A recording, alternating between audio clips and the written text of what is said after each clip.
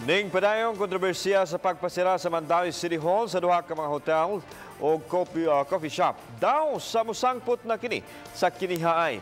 Gitunan karon ni Mayor Luigi Quisumbing ang pag-file og reklamo batok sa mga konsehal nga may aprobar kagahapon sa gihulagway nga questionable kasabutan sa yuta. Ang report ni Nico Sereno. Sa sesyon kagahapon sa hapon sa Mandawi City Council, natuki ang isyu kabahin sa kontrobersyal nga hotel nga niadtong buntag lang gipasirad-an. Ang konseho mibutar aron pag-ratify o pag-confirm sa authority sa City Mayor pagpirma sa deed of assignment tali sa duha ka kompanya. Ang luna nga gibarugan sa hotel gipanag-iya sa syudad apan dugay nang giabangan sa usa ka hardware. Niadtong 2013 may kasabutan ang hardware aron matugyan sa usa ka korporasyon ang pagduma sa luna ug pagpabarog og hotel sa dapit kun diin ang mga dokumento gipirmahan sa kanhi mayor. Sa sesyon kagahapon, 7 ka mga konsihal ang mibutar pabor sa pag-ratify sa deed of assignment ug 5 ang misupak.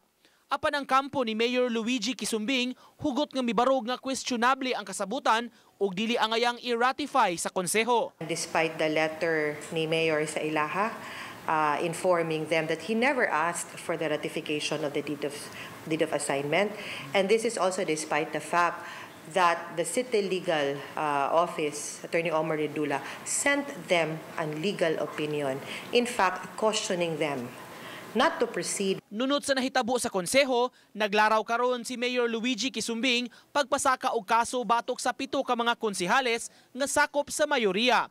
Kalapasan sa Anti-Graft and Corrupt Practices Act ang gilaraw nila nga isangat.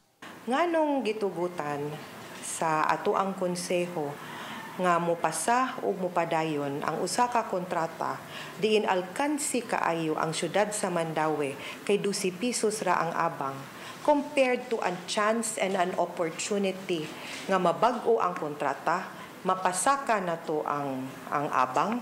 Hugot nga gibarugan sa syudad, wa nila gipamulitika ang isyu ug milihok lang aron maprotektaan ang interes sa dakbayan. Ang mga empleyado nga maapektuhan sa pagsira sa hotel o coffee shop giauhag nga mobisita sa Peso Office aron matabangan pagpangita og trabaho.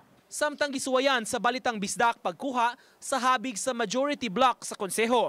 Apan walay konsihal sa opisina sa sangguniang panglungsod kaganihang buntag.